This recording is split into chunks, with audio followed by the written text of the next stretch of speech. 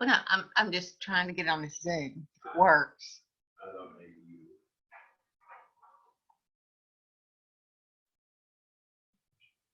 On speakerphone, then I shouldn't be saying.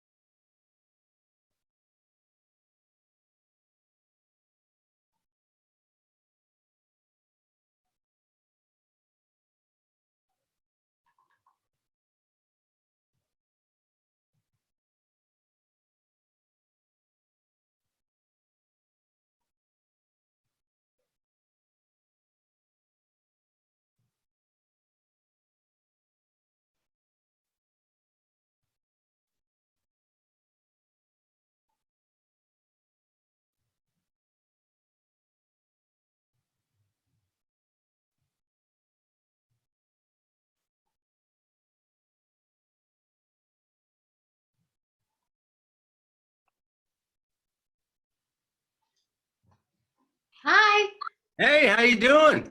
I'm fine. I finally got it on my computer. All right. Well, good. Yay. So what did you have it on before? My iPad. Okay. Yeah, it's a lot easier with the computer, isn't it? But see, the book is on my iPad. Oh. So I want to be able to go back and forth, but I'm going to apologize in advance for having to leave early. Okay. The whole Norman plan is, and I got the message very late last night. We're Zooming at 11:30.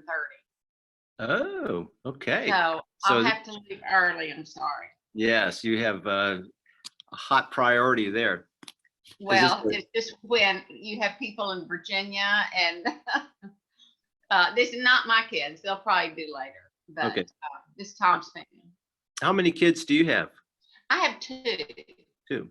And Tom Tom? has three. Three. Two in Pearland and one in Virginia. Okay. Where in Virginia? Alexandria. Oh, work for the government or anything? Yes, he is in the military and about to retire. Be going to his retirement from, he's active reserve. Uh-huh.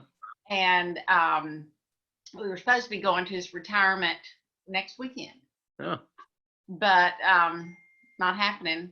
Not So and then his wife is the head lobbyist for Sony Corporation. So Wow. for Sony Entertainment, yeah, it's a big deal. Anyway, and they have 4 kids. Wow. And So then is he stationed at the Pentagon then? no, Fort Belvoir. Oh, I used to live there. Yeah. Well, oddly enough, Tom was in the Army, in the JAG Corps when Craig was born at Fort Belvoir. So Really? he began his life and he's ending his career there. Yeah. Well, that's where my sister was born also. Oh, really? Yeah. Oh, how good. I'll have to tell him that. Yeah. Yeah. So my dad finished his career as an 06 there at Fort Belvoir. And so we lived in one of those really cool old houses in front of the Officers Club. Well, I've driven around it. Yeah. Yeah. But only once. But we're sorry. So that's gotten, graduation was supposed to be June 4th. That's not happening. No, it's a weird. For a granddaughter, and so. Yeah, weird season for everybody. It is. Yeah. So, do the two of you have any plans for the summer, or is summer just kind of on hold for good? Well, everything is on hold. I was supposed to be going out and babysitting, and whether or not Tom could come with me or not is debatable. In August, for my daughter and her husband, we're going on a trip, Okay. and they have a 17-month-old. So it's been my one grandchild, and so it was going to be, I don't know. We will see. The bar convention's already been canceled. I had a meeting during that. I do some volunteering still with the education programs through the state bar. Okay. And that's gone.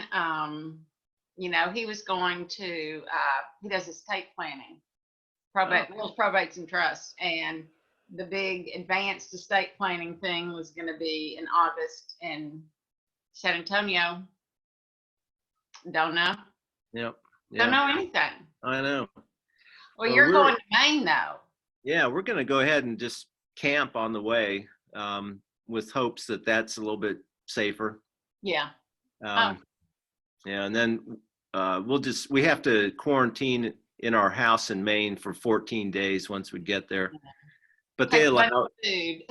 Yeah, we'll stack up a bunch of food, and we're allowed to go out kayaking and hiking in the woods. So that's all the stuff we enjoy doing anyway. Well, good. I hope. When are you leaving? In early June? Yeah, May 19. Oh, so next week. Yeah, a week from Tuesday. Well, have a wonderful, wonderful trip. And how long will you be there? Well, we're not going to be there long. Bev, we usually go up in June. And this year, Bev decided she wants to get back because her mom is in assisted living and she can't see her. And she wants to be back when they lift that, the quarantine on them. And then, so yeah, we'll just go up there, and we have a bunch of stuff we have to drop off, and then we'll just fly back. And then we'll go back again in Maine when the coast is clear. Wow.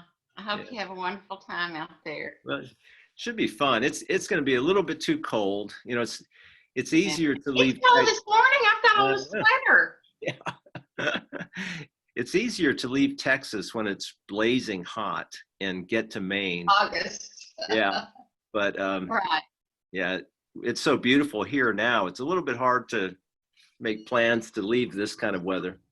It is gorgeous. We've been sitting out some, having our seemingly every afternoon drink.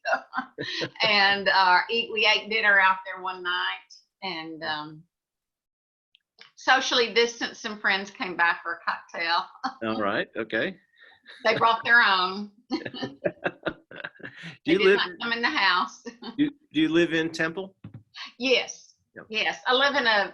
We live in a small garden home in Canyon Creek. I've driven through there. Yeah.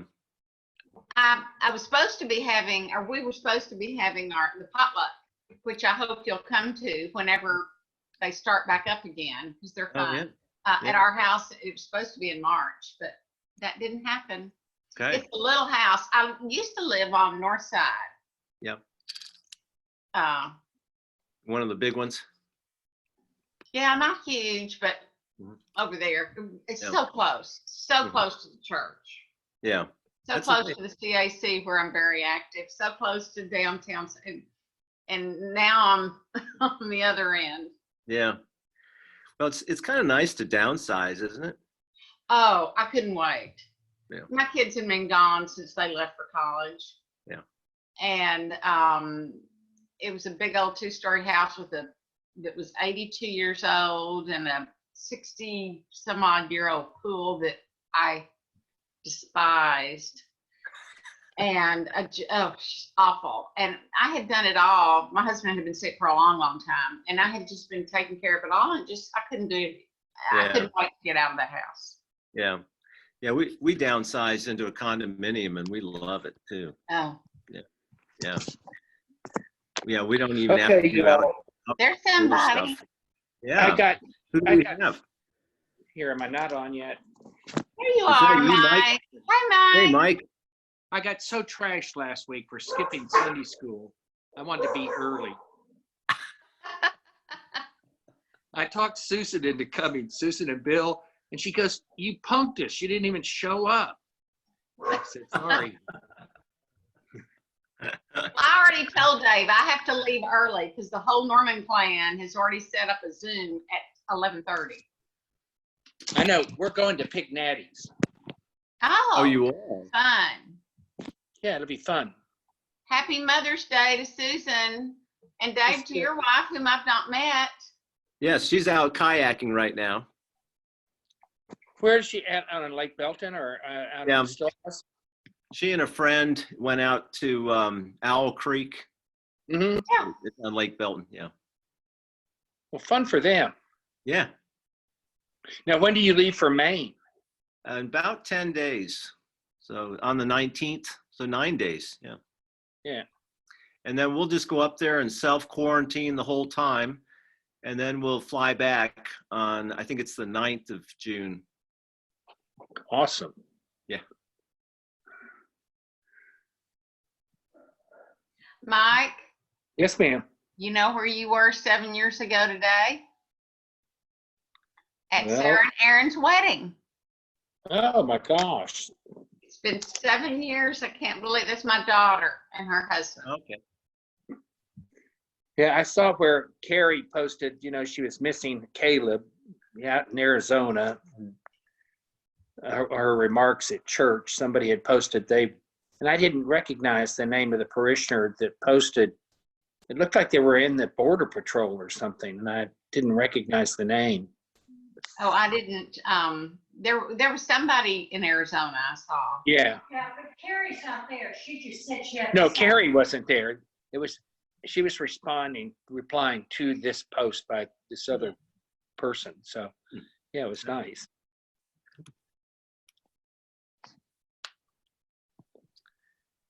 Well, we've got a few more minutes. We'll see who else joins. Yeah. So how are things at the church? Everything's good? Looks good here. I mean, we just come in only for the worship. And then I teach Sunday school out of the office here. And the rest of the week, we keep this thing locked up. Wow. I Yeah, think we- Sally, we- Drive by it Mhm. probably about every other day. yeah. I think Sally comes in maybe a few times a week to get the mail. Yeah, I've Right. seen Donnie there and I've seen Mike there and there. Yeah. Not seen them, but seen their cars. Yeah. Yeah. I think Johnny continues cleaning everything. Yeah. Wow. Yeah. It was, I went to, where was it? Staples yesterday to get some paper. And at the minute anything is touched, a team swoops down and wipes it clean. I mean, it's just amazing. I mean, I know we won't have that capability, but it'll be interesting to see how it goes around. Yeah. And that's a big part of any reopening plans. There's lots of questions about who's going to do the cleaning after people leave. Will we have enough supplies, et cetera? Yeah. Yeah, and it'll still be a learning process. I mean, it's going to be a while. Oh, yeah. Mhm. Well, Tom's niece, one of his nieces, is making masks. She did it for her sister, who is like in charge of one of the research labs or something. And we went out there and got 6 more masks yesterday because we figure it's going to be part of our future for a while. I think so. Yep. I think it'll be for over a year, next year. Yeah. Or something. Yeah. And even then, it'll be reluctantly given up by people. I mean, there'll be those that'll wear it maybe forever. Well, sadly, this morning, the big headline was that cases are up. Are they? Yeah. Yeah. They knew they would be when they started opening. Yeah. There's a whole bunch of the population that still needs to visit. But there's a good and a bad side to this flu. I mean, obviously it's tragic, the 76,000 or whatever deaths, but the fact that almost 1 million people have had the flu and haven't died, Yeah. it's a strange animal, and you can't, I think you just have to be cautious, and it's going to change people's lives. They were talking about how do you go grocery shopping, and I sat there as I was thinking about that, and I'm handling like 27 avocados to get the one that I wanted. Yeah. And just you're going to have to just pick something up and go. You can't finger everything, and it's going to be different. And then they tried to put the fear of God in us with the meat shortage, like. We couldn't go a week or 10 days without meat, God forbid. So, they just can't find enough to get you upset. You'll be eating blueberries up there, dewberries or whatever. Yeah, it'll take a while before they come into season. That's like in August. Okay. And sometimes it skips us a year. So last year we hardly had any. Really? Yeah, So maybe that means this year will be really good. I hope so. Got to have that blueberry ice cream. Yeah. Well, shall we go ahead and dive in? It's 11 o'clock. Sure. Okay. And I'll just leave when I have to. All right. Sounds good. Yeah, we'll, and then I'll let people know as you leave that we'll just say goodbye to you. Okay. Okay. Do you have any favorite Mother's Day memories from your past? When you were a kid growing up, how did you celebrate Mother's Day with your moms? It was a zoo. I had 3 sisters, and I was the favorite, of course, because I was the only boy, and I was her favorite. But she just carried on like she always did, and wasn't anything special. I don't think that it was just recognizing her and remembering her. Oh, great. Hi, Carrie. Hi. We're reminiscing on how did you spend Mother's Day with your moms when you were children? Oh my We used God. to always go out and eat. That's all I remember. Is we'd go, and we didn't go out to eat very much because we didn't have very many places to go. Yeah. There was Stagecoach Inn. Oh, yeah. So Great that's place. where we go. Yeah. We'd go to Luby's cafeteria a lot, but in Fort Worth. But I'm trying to remember Mother's Day. My grandmother, my father's mother, they lived about 30 miles from us in a country town near Fort Worth, and she so often cooked fried chicken and all that on Sundays that very likely that's what we would do. Yeah. Great. Nancy, welcome. We're reminiscing on how we spent Mother's Day. What's that? I just wished the ladies happy Mother's Day. Okay. Thank you. Happy Mother's Day. Happy Mother's Day. Well, I'm going to get a lot of phone calls, and I may even get interrupted here because my children are scattered. But it's been so long since I've celebrated with my children on Mother's Day. We usually just have a quiet dinner here. We're not big on going out on a holiday. When Mother was alive, and I lived out there in California, we would gather for a big family dinner. Okay. Always would. Yes. Yeah. We've never had any family near us, ever. It's hard, isn't it, Helen? Yeah, it is hard. I mean, even growing up, it was the 4 of us. And we did have one grandmother that lived with us, but I got a lovely surprise just left on my doorstep yesterday. My bonus daughters, Tom's 2 daughters, sent a lovely bouquet of flowers and all the stuff for a steak dinner. Oh, wow. They sent the fillets, they sent potatoes that were like this, fresh corn, even cheese and stuff for little appetizers beforehand. So we tried to order wine, but they wouldn't deliver it. And I mean, I said, I went out and I thought, are you at the right address? That is Anyway, so I think that was lovely. That was a lovely surprise. Yeah. Well, great. Yep. I grew up military, so we were never near family either during Mother's Day. I think there were a few failed attempts at us making my mom breakfast in bed. Then we gave that one up. We usually did just have something at home with the family. after church, and probably my mom cooked because no one else was any good at it. So, yeah, and then the small, kind of schmaltzy little gifts that she thought were the most wonderful things ever.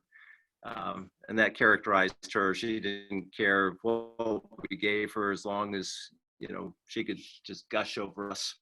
And Yeah. Mike, I think my mom thought I was the favorite too. That was always my comeback to my sisters. I said, you can do whatever you want, but I'm the favorite boy. Yeah. They have to choose amongst you three. Yeah, you are the favorite boy. Yeah. And Nancy, I You want to are pay you a The compliment. prince, the heir. Yes. It's Daniel Reeder. He Yeah. was here. Huh? Do what? They, Juanita and Dan came by the house the other day on their Yeah. little 3-wheel motorcycle. It was just a beautiful machine.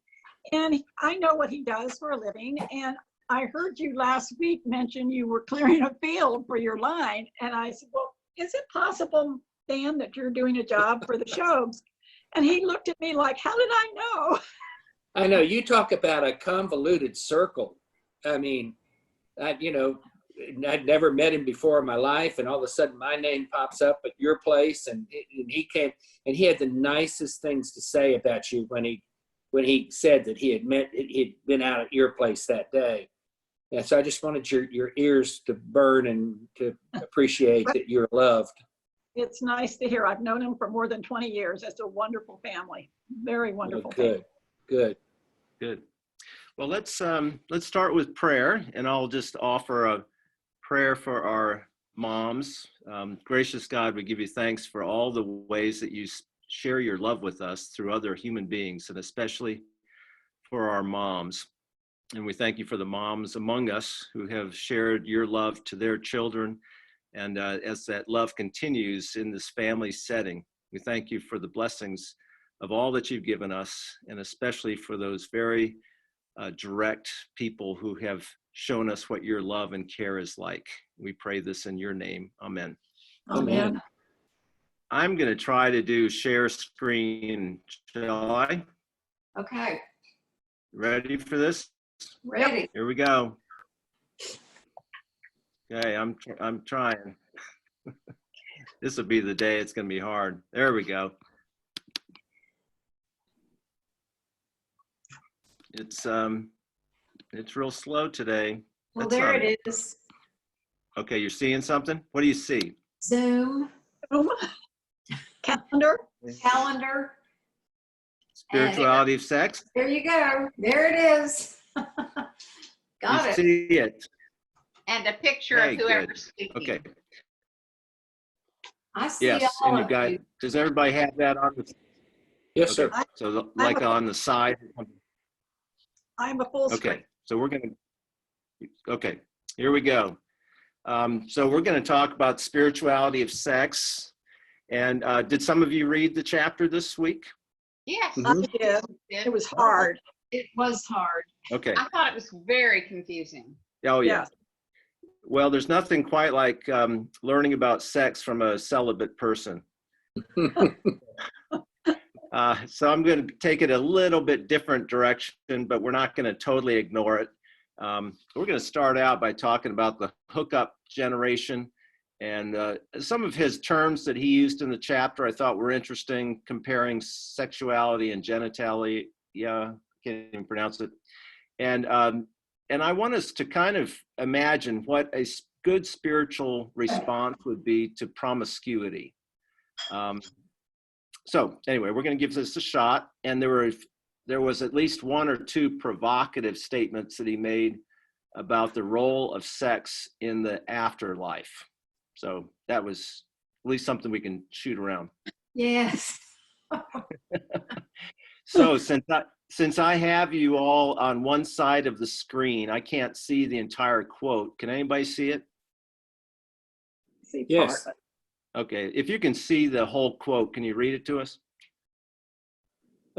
Warning. Sex is not just like anything else, despite our culture's protest. Its fire is so powerful, so precious, so close to the heart and soul of a person, and so godly, that it either gives life or it takes it away. It can never be casual, but it is either a sacrament or a destructive act. Okay.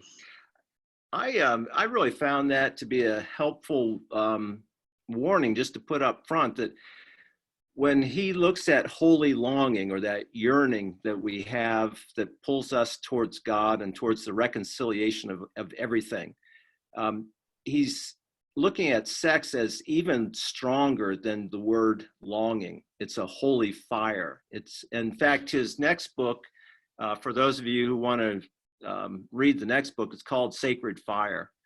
And it does carry that whole power of eros that burns so strongly, and it can be either destructive or it can be useful. So let's just take our temperature here. In your opinion, is our culture more or less promiscuous than what we've seen in past generations? More. More? Okay. More. More? Can you say what kind of things do you hear or read? Well, I think the sacrament of marriage is not revered or upheld maybe in the same way it was, or the importance of that same way it was during our childhood, even though my own parents were divorced and remarried 3 times. That's a whole nother story. But I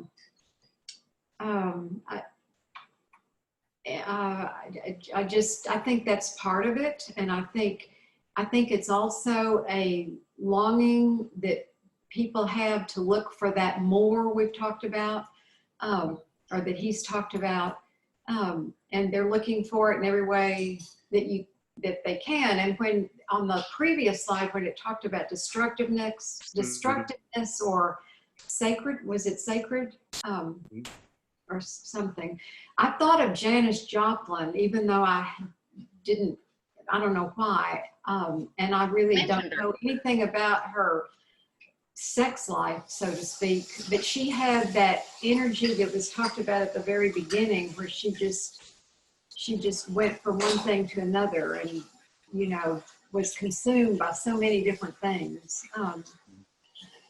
Yeah. But I've answered your question. I don't even now remember what the question was. Well, it's just whether in our perception, Yeah. do we see the culture that we have around us now as more or less promiscuous? Yes, more. Okay. And who else? Any other ideas? I mean, I attribute it to commitment. Okay. Yeah. And I look at the current generations, not only just about sex, about anything, the commitment to their life, job or family, or I don't know.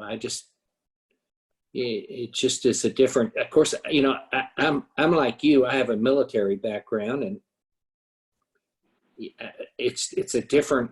My opinions are going to be way different than most people's. Okay. But it's just a commitment to life. Okay. Anybody else? What are your thoughts? Today, I don't think that single mothering, seems okay to most people. Okay.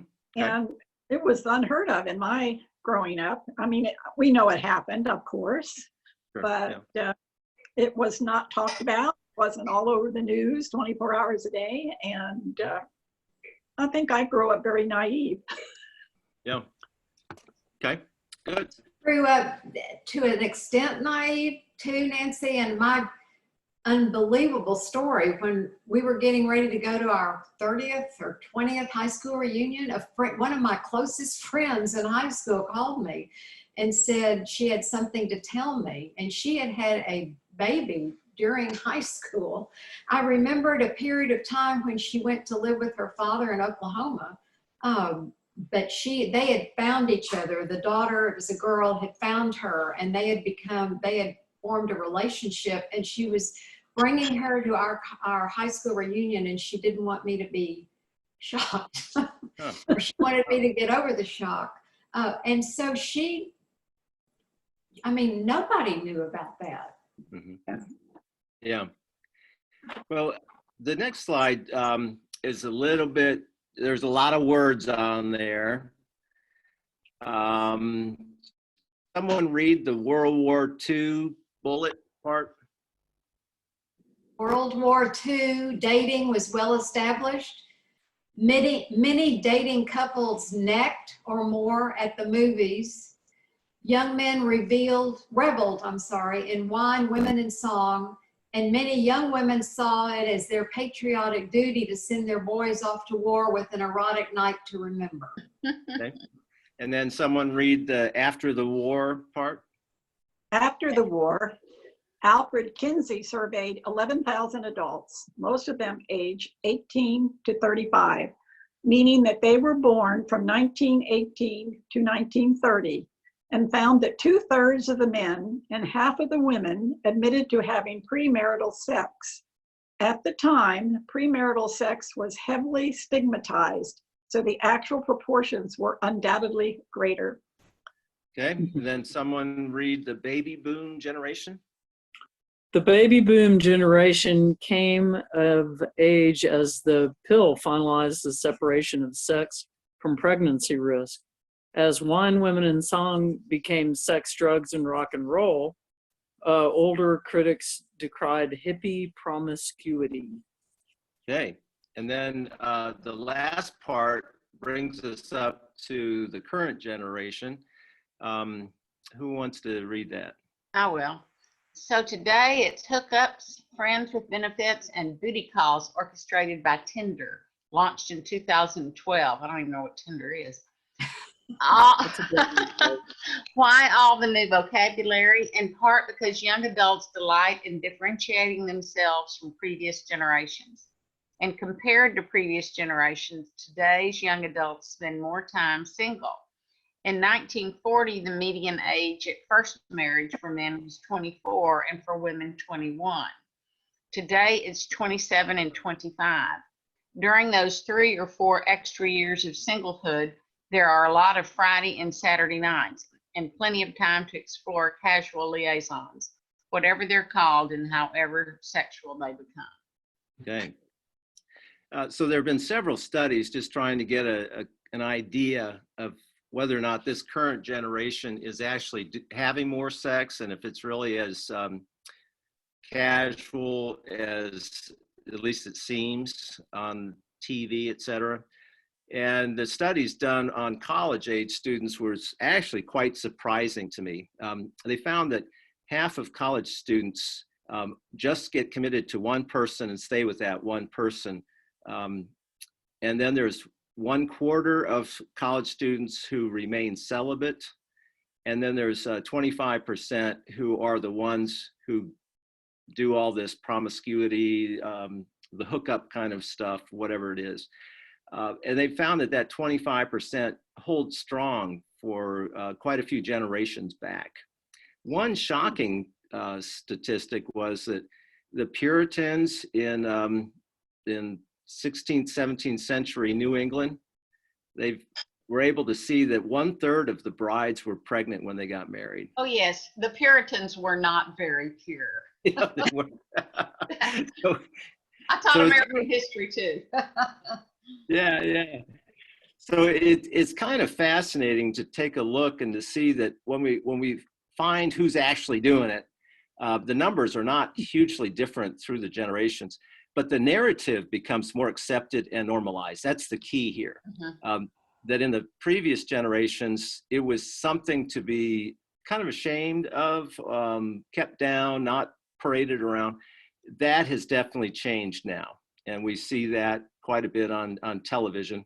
And so the church is confronted with this task to come up with a healthy Christian sexuality that fits within our spirituality. And it's a huge task. So let's see.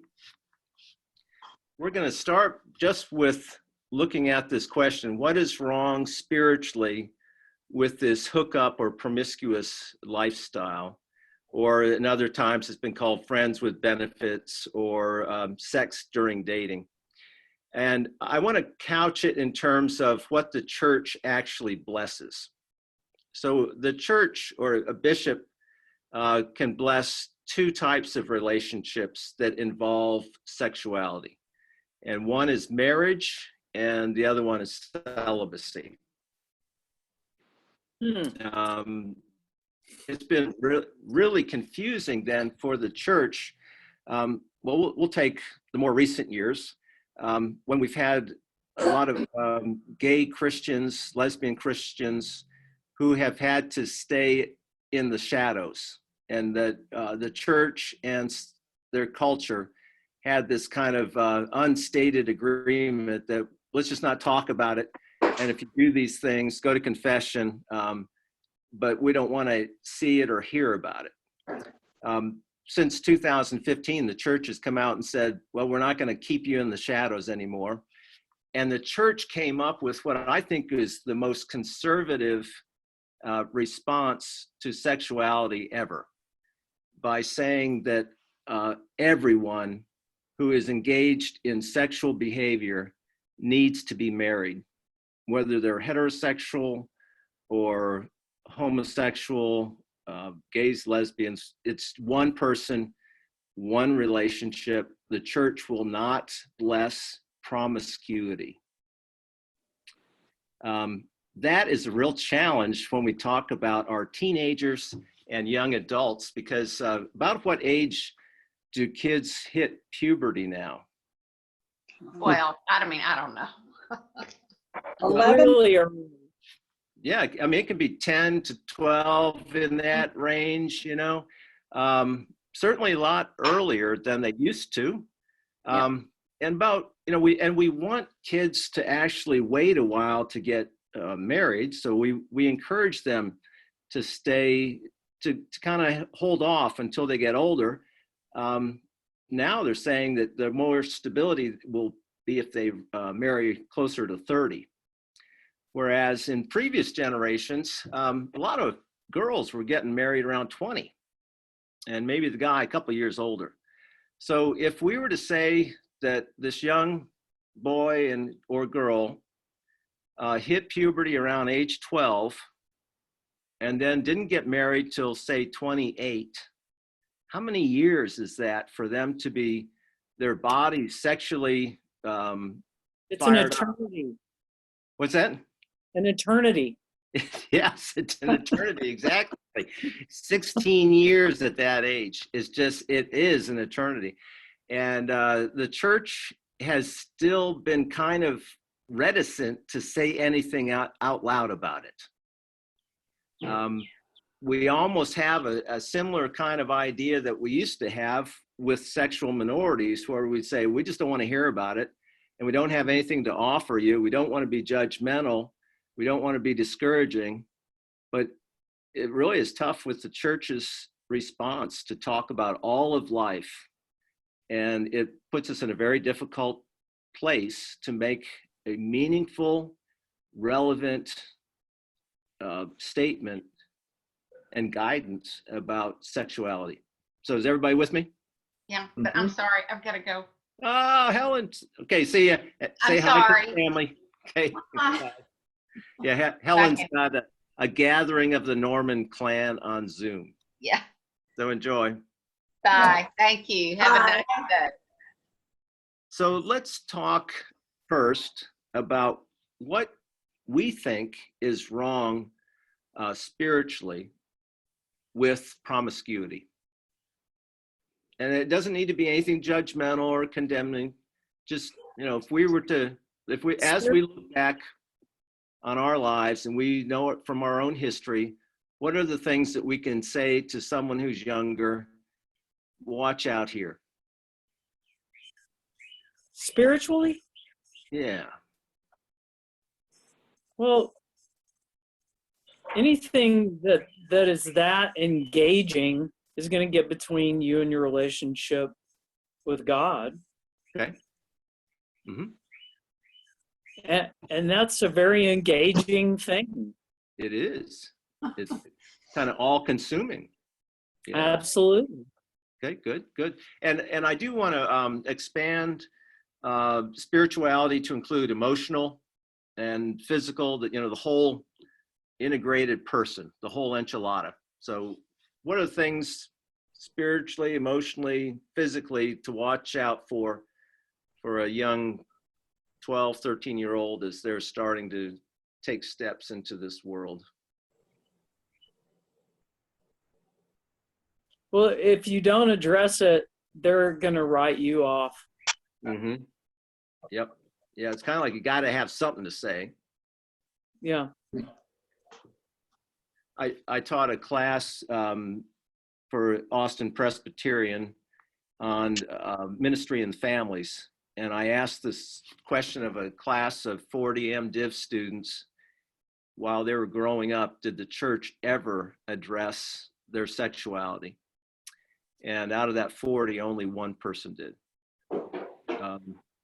And they all lamented. They, you know, it was like, where was the church when I was so confused, when I didn't know what to do? And it's not like the church becomes another parent that says you should or shouldn't do, but it can become a guide that steps alongside and says in a non-condemning way, here's some things to think about. So if we were that church, what would we point out to some of those teenagers as they take those first confusing steps? Well, they aren't ready to handle such an emotional. I'm not sure what you say. I know growing up, it was a lot of shame. Yeah. Mm-hmm. You know, you didn't want to shame your parents. Mm-hmm. But today, I don't know. 11-year-old, 12-year-old, 13-year-old, they don't have the capacity to understand what they're doing. Mm-hmm. Okay. So you would caution them to take it slow. At certain points in their life, as maybe they get a little bit older, shame is still there, but it can often switch to they're ashamed that they have not been sexually active with someone else. They can become actually ashamed of being a virgin. I've heard that too. Yes. So yeah, there's that too. Okay, what? Amazing, because going way back, it was only really shameful for a girl. Yes. There was a big double standard, and I guess it looks to have changed. Yeah, it's changed. It Wait, seems what? where the double standard has changed, that being sexually active for young girls now, they don't have the stigma that we would have had. Mm-hmm. But that's not what we're talking about. So. Well, I think that it fits within, you know, this idea of someone dealing with shame and peer pressure, that needs to be a part of it as well, because it's not like every young person falls in love with someone and they discover the mysteries of life together. There are many people who are pressured into it. And they're not doing it out of a freedom of their will. And for them to have freedom of will, they need to have a lot of emotional support. If they get the message from their peer group or from the culture that if they're a young person in their late teens or early 20s, that they should all be very sexually active, it takes a lot of support for them to be able to say, well, this isn't my choice. So any other thoughts?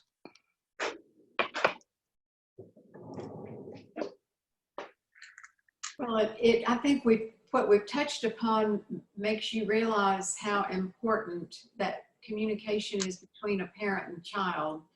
Mm-hmm. You know, if you've had it early on, I know there's a time when all children kind of turn away from their parents.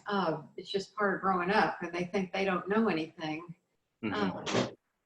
But hopefully, if you've built that foundation of good communication and open communication, they would listen. Yeah. Yeah.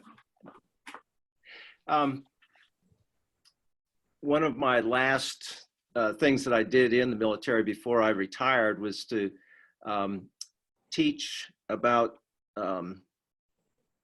pastoral response to rape in the military ranks. So in previous wars, sexually active young soldiers would often find young women who were part of the countryside around there. Not so in the current wars, when there are females within their own ranks. And the amount of pressure and gaming and really forms of rape, kind of like date rape, has just really become a horrific thing. And the young women who are played in this way during the deployments, you know, they get treated very differently than the other soldiers, of course. And they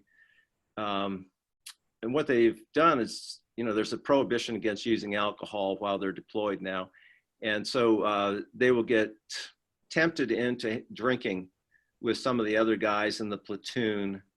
And then once she's had something to drink, then there can be more pressure and then possible rape. And then many of the young women would not report it then to the chain of command, because in doing so, they were also confessing that they had broken a general's order against using alcohol. And they didn't want to share this information either, because none of the women were being supported by command when they made these, or very few were being supported. So they decided to keep it inside until they returned home from the deployment. And then we found that there was this huge amount of post-traumatic stress that was built up for these women, because it was they were traumatized inside their own safety zone. There was nothing that was safe for them. So anyway, I got to do all these briefings and classes for chaplains and other people about rape within the ranks. And mainly there were other chaplains that I shared this with. And every time I gave one of those talks, I would get one or two chaplains come up to me afterwards and say, "Chaplain Scheider, I didn't know it, but I raped a girl when I was in college." It was all part of the fraternity lifestyle or something else. And they were absolutely shocked. And I began to realize after a while that there was a culture that was going on where the women were not able to make free choices. The alcohol, the pressure, whatever it was not allowing them to make a free choice. And that, I think, is one of the worst things about premarital sex. It's when the freedom of choice gets taken away.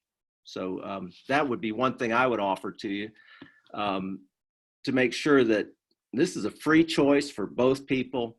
Nothing else, none of this narrative from the culture or peer pressure or alcohol and drugs, none of that comes in.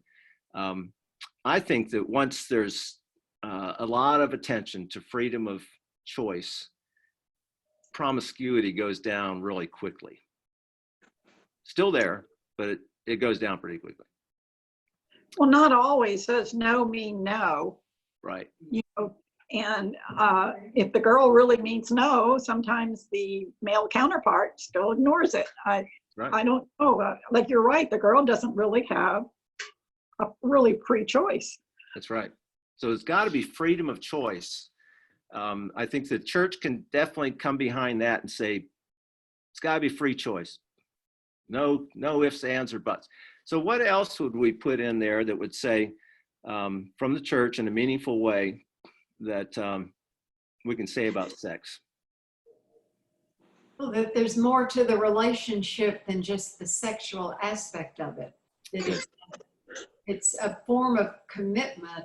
I mean, there is a commitment one to the other and mutual respect, and there's got to be more to it. Yes. Yeah, and I think that we're seeing now, of course, it's become normal for couples to live together before they get married. But it's usually after they've gotten engaged. it seems like within the culture and in many parts of the church, once there's that level of commitment, the church is kind of, backing away and not saying anything about the living together part, which does seem a little bit weird for many of our generations, except that in reading from church history about the role of the church in marriage, anybody want to guess what century the church became involved with marriages among Christians? It was the 7th century. Isn't that weird? Wow. Yeah, so there were like at least 6 centuries in there where the church was just not involved. It was like, okay, it's up to you and your family and your local culture. And then the church in the 7th century said, but if it's a clergy person who's getting married, Wow. then the church needs to be involved and give a blessing. So that's when you get the first hint that there's a sacrament going on. It wasn't until the 11th century that the church took almost complete control in the West over marriage. And it was due to this weird phenomenon that in the 11th century, there were these couples who were getting married for love. Can you imagine that? Instead of falling in line and doing what the culture said, which was to get married in order to form a good alliance and get more money and land, etc., they were falling in love. And their families didn't like it, so they would sneak off into the woods and they would perform their own marriage ceremony. And then they'd come back and tell everybody, well, we got married. And the church had nothing to say because it allowed for that until the 11th century. And then it said, no, you can't get married just on your own. You have to have a member of the clergy there to pronounce a blessing. So that's really the beginning of the church's involvement in marriage for the non-clergy.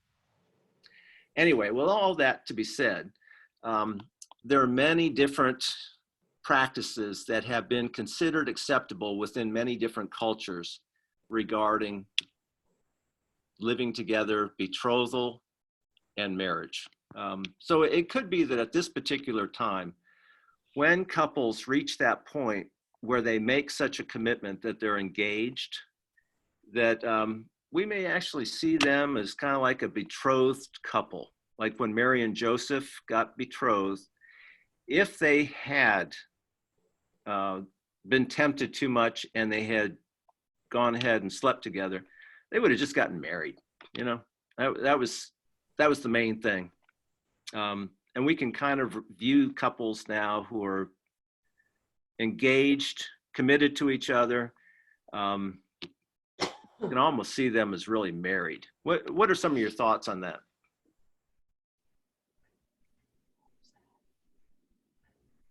I agree. I mean, I have in my own personal life, our younger son was involved with a lovely lady and they became engaged, and they then started living together. You're right. They didn't even think about it until they were engaged. And I think it deep in their hearts, and certainly from our observation, they had every intention to marry. But they didn't. And then they had problems and they're no longer together. But that's just in my own personal experience. Mm-hmm. Okay. But I think people were very accepting of their relationship, even though some might have thought they were living in sin. Right. Nancy? Yeah, I'd say we have the same situation in our family right now. My granddaughter is engaged to marry a lovely young man, and they had a planned a wedding in March. And of course, with the virus, that all got canceled. Yep. And they are living together. They're hoping to get married in August now, and we'll have to see if we're able to go and join in their celebration. Mm-hmm. Yeah. Yeah. So I think it shows, within the church, I think we're seeing more and more an acceptance of that among the clergy. And I believe it's done from some pretty decent theological perspective. that the church can flex around a little bit and let the culture sort of tell us a little bit about what is acceptable, with the idea, and this goes back to what you said, Carrie, that there is a level of commitment in that relationship where these two people have decided they want to stay together. And I'm not saying that the word is final, and I can't say that I can point to a bishop's statement and saying that that is exactly what they accept, but I can at least point to the practice that I am seeing that seems quite acceptable within the church. Is anybody scandalized by that? It's okay. If it feels totally weird, let me know. I had a priest once tell me that we were having a discussion about something, and he just said that even though sex out of marriage is a sin, he felt like God was very forgiving of sins of the flesh, I think is what he said. It was a group of us having this discussion. So, Yeah. And that was a while back. So, Yeah, I think it's hard to be super judgmental, and in the past, it may have come across much more judgmental. The other thing that I would point out in terms of cautions for people to encourage them to wait would be this: that there are so many chemicals going into the brain based on a sexual experience with another person, that they bond the two people together in a powerful way. It's like a emotional super glue. And every person that a person has sex with, then it's like the bonding effect begins to lessen. And that people who've had too many bondings with other people are not as free when it's time for them to choose the person that they want to spend the rest of their life with and have a family with. So it goes back to the freedom part, that we do want people to be as free as possible when they choose this person to be with, and to share themselves completely, to include their physical as well as raising children together. We want people to be free. Is that okay to say for the church to come alongside of that? Mhm. Yeah. And then certainly free of diseases would be the physical part, and from then on. So could the church come alongside the young adults and to encourage them that we want to be there for them so that they will be completely free and able to have room for that person that they want to commit with for life? How would that sound if you were imagine yourself back as a 15, 16-year-old? Could someone from the church, a youth group leader that you trust, who you went to and sought out for help and for guidance, would something like that be helpful to you or not? I think it would be helpful. However, looking back at my teenage years, I don't know whether I could approach somebody about a subject like that. But yeah, that's the other thing. Yeah, I don't know that I would have either. it was just. I do remember talking to my dad a few times as I was in my first dating relationship, and he was reasonably helpful. Okay, well, let's go on to the next part. So some of the definition of terms that Rollheiser uses, I thought his definition of the word sex. Can someone read that one? The words, Cut off. the Latin root, the verb secere. In Latin, secere means literally to cut off, to sever, to amputate, to disconnect from the whole. To be sexed, therefore, literally means to be cut off, to be severed from, to be amputated from the whole. Okay. Hard to understand. Okay. Is. So throughout the entire book, there's a theme that goes on, that we have this holy longing to be united, to be in union with God and with all creation and with all people. So that's where the holy longing comes from. And the part that he's saying that gives us that greatest sense of alienation or being cut off is really has to do with our sexuality. That as a heterosexual male, I find my completion in being with a woman, my wife. And my wife, I hope, finds fulfillment and completion in being with me. But the holy longing even continues, and we'll see this later on in the lesson where he talks about it's only the beginnings. We never reach that complete fulfillment. There will always be that loneliness or that longing to be in union.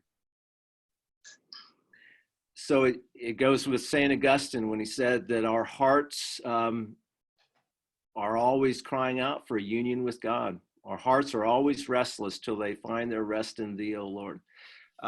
So we have this longing to be in union with God, in communion with each other. And so the whole direction of history is moving towards us coming into reunion with God and all becoming one. Does that make sense? Mhm. But in this time, we're cut off, we're amputated from each other, and we long to be with each other closely. And hang on to that thought, because it gets real weird towards the end here. But this quote might help a little bit. Anybody want to read that one? In love, the ultimate wound is not be able to marry everyone. Everyone? Yeah. Yeah. The This is where it greatest, starts getting weird. the greatest human hunger felt in every cell of our being is that we cannot be completely united with everyone and everything. This should not surprise us. As Sidney Callahan says, we are united through all matter, which all creation, let's say that, with all creation, and we are united as a species destined to come together in an ultimate unity in a new creation. We are destined to end up as members of one body in Christ. It is surprising then, is it surprising then, that we hunger for this along the way? I love Okay. that. Isn't that an interesting quote? Mhm. How does it strike you all? True. Yeah. That's why we're constantly uncomfortable. Just constantly feel like we have a hole in Yeah. our. Mhm. Yes, exactly. And Or I do. What about you? well, yeah, and marriage can help a little bit, but it's like we're just getting to the threshold. You know, we haven't entered in completely, but it takes us right to the very edge of oneness. But there's still longing for more and more and more, even in the best marriages. Especially, I would say, especially in the best marriages, it gives us a taste for what could be, and that just sets up this desire for the whole thing, to be completely at one with all. Here's another quote I've got towards the end that makes it even weirder, so hang in there. He then, in this definition of what is genitality, someone want to read that one? Genitality is particularized physical consummation, a certain privileged constellation of many of the energies that are, I guess, contained, I can't see the whole word, Yeah, within our wider erotic energies in one bodily encounter with another person, which we commonly term making love. Yeah. This is that paradox with human sexuality, is that our hearts spiritually are longing for union and oneness with that person we love and with all of creation and with God. But when it comes right down to it, when it comes to the actual act, it's not a coming together in union, but it's actually relating to this very particular part of each other. This probably is more so for males. Males tend to become quite visual and to kind of break women down into body parts. That fires up the eros. But it's It's more not just males. not just males. Okay, good. Thank you for the honesty. That's good.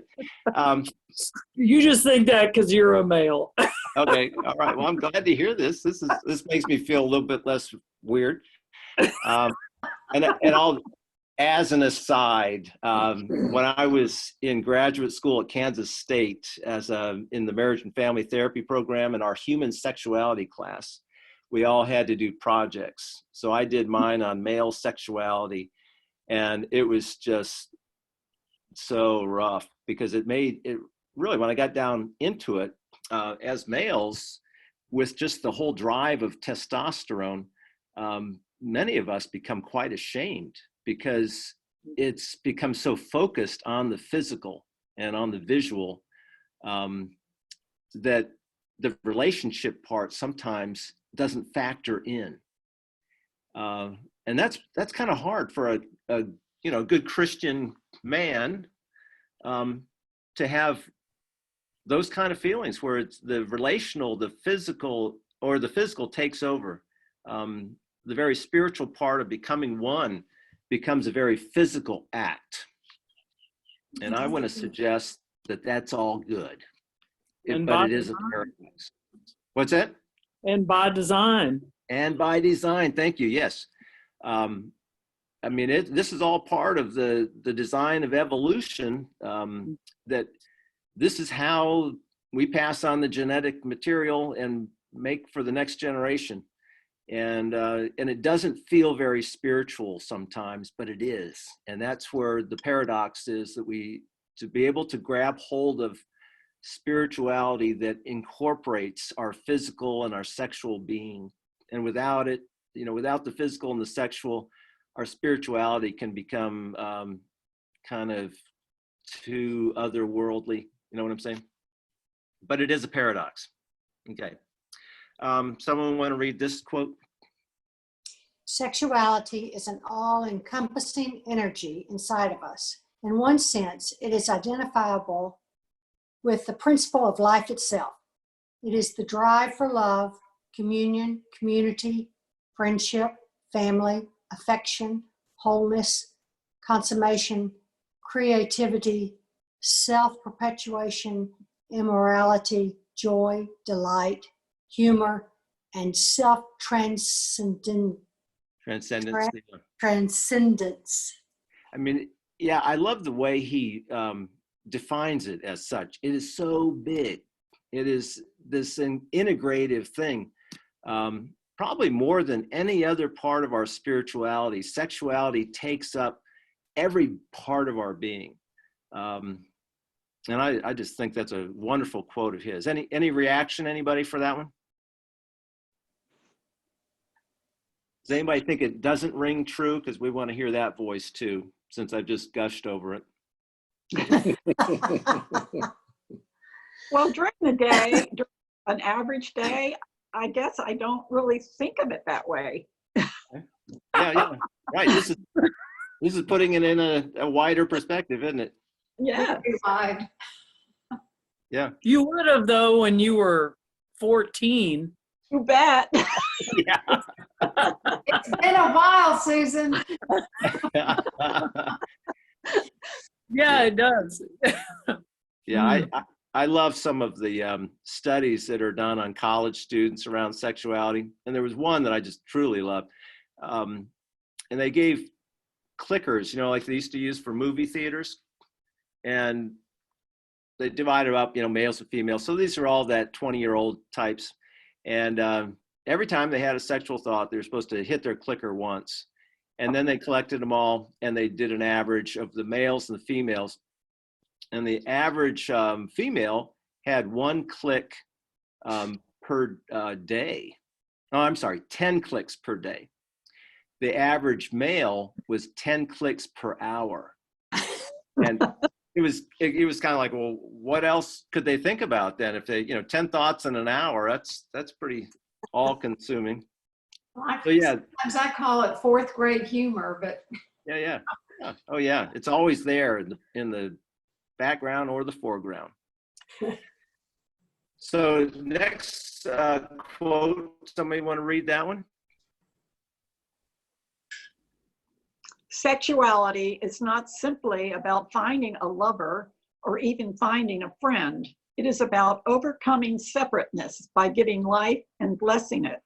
Thus, in its maturity, sexuality is about giving oneself over to community, friendship, family, service, creativity, humor, delight, and martyrdom, so that with God, we can help bring life into the world. For a Christian, sex is something sacred. Hence, it can never be simply a casual, unimportant, neutral thing. If its proper nature is respected, it builds the soul as a sacrament and brings God's physical touch to us. Conversely, though, if its proper nature is not respected, it becomes a perverse thing that works at disintegrating the soul. Okay, thanks. Yeah, it's, I think it was Augustine talked about sin is when we choose something that's less than what God has to offer us. And and he also talked about it as being disordered desire. So when we look at this larger gift that God gives us in our sexuality, we find that sometimes people who are settling for less are really taking on something that denies them the ability then to receive the fullness of this wonderful gift. And currently, when we look at problems around sexuality, it really has to do with people not holding on or holding out their hands to get the whole gift. They're just getting little bits and pieces. So a lot of my work when I was at Fort Hood was doing research on couples who were recovering from affairs.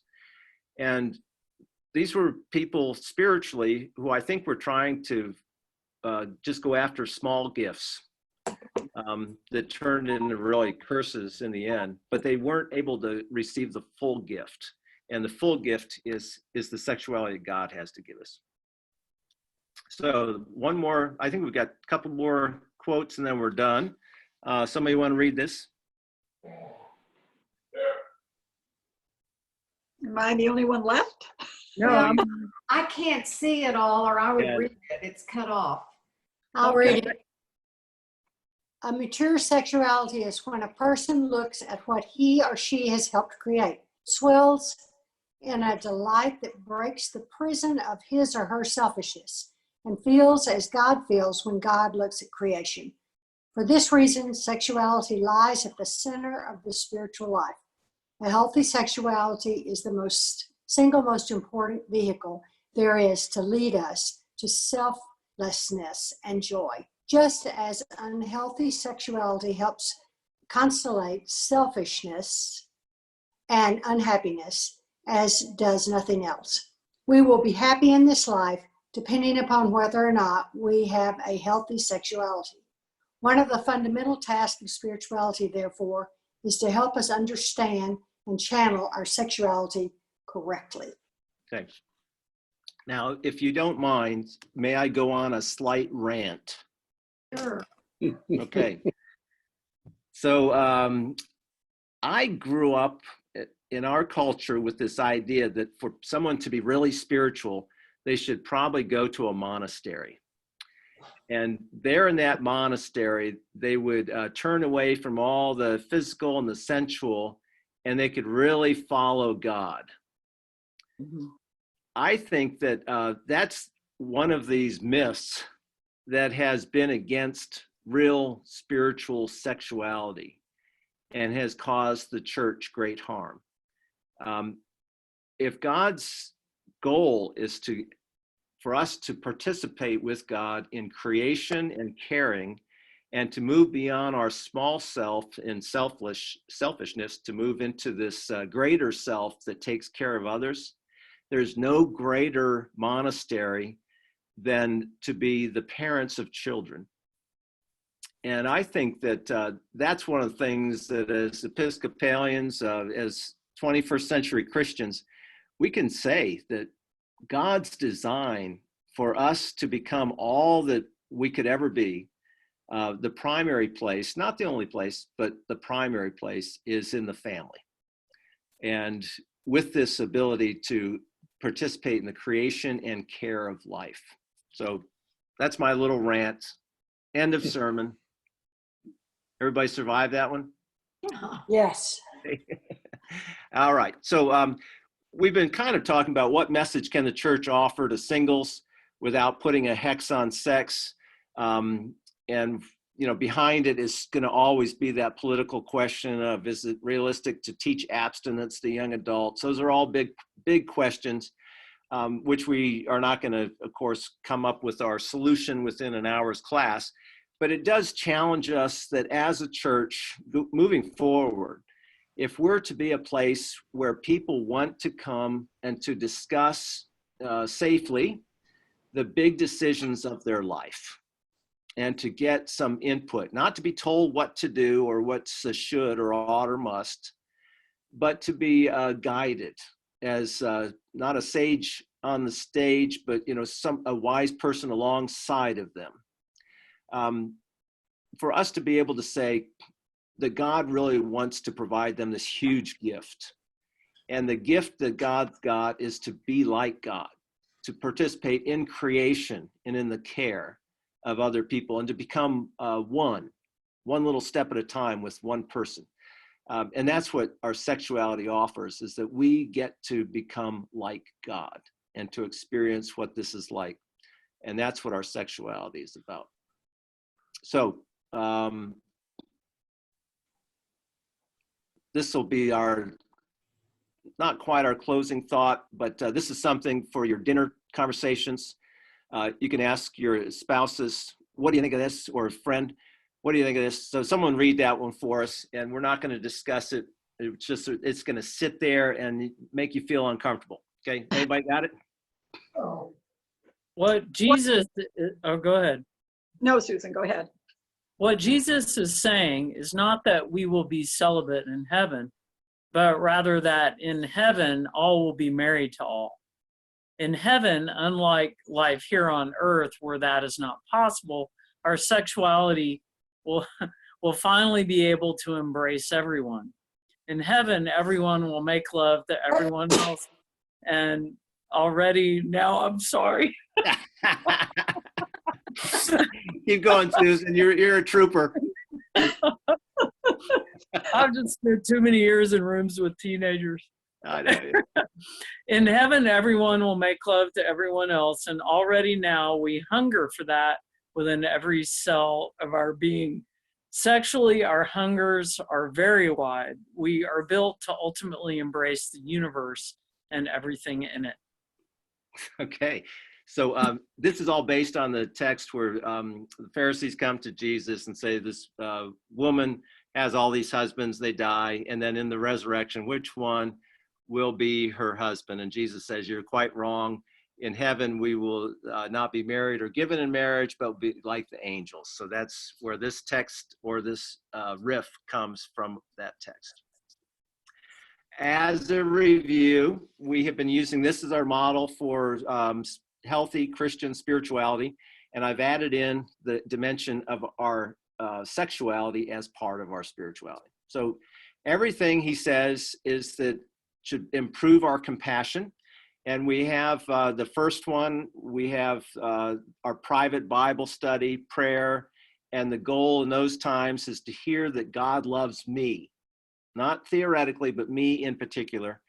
And that in marriage, sex in marriage, in a committed relationship, is God's way of loving me in particular through my spouse. Then as we look at the more church part, we, as the body of Christ is the church, we see Jesus in the church and the sacraments, and the goal is to experience God's love for all of us, for us, the covenant people of God.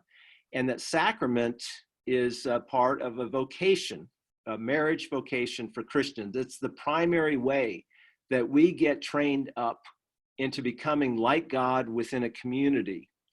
And there are many of us who believe, and the Roman Catholics teach this officially, that each family is a mini church. So the smallest element of the church is the family. And then we see the social active side when we go out and we see Jesus in the other, particularly the widow, the poor, those who are outside any of the power or preferential treatment in a culture. And the goal is to share with them and to liberate them too, and especially from all the sexual barriers. And liberating people from sexual barriers, it involves teaching people how to have freedom and keep their freedom. And it's against any kind of sexuality that removes a human being's freedom. So now we'll conclude. Someone read that and we're done.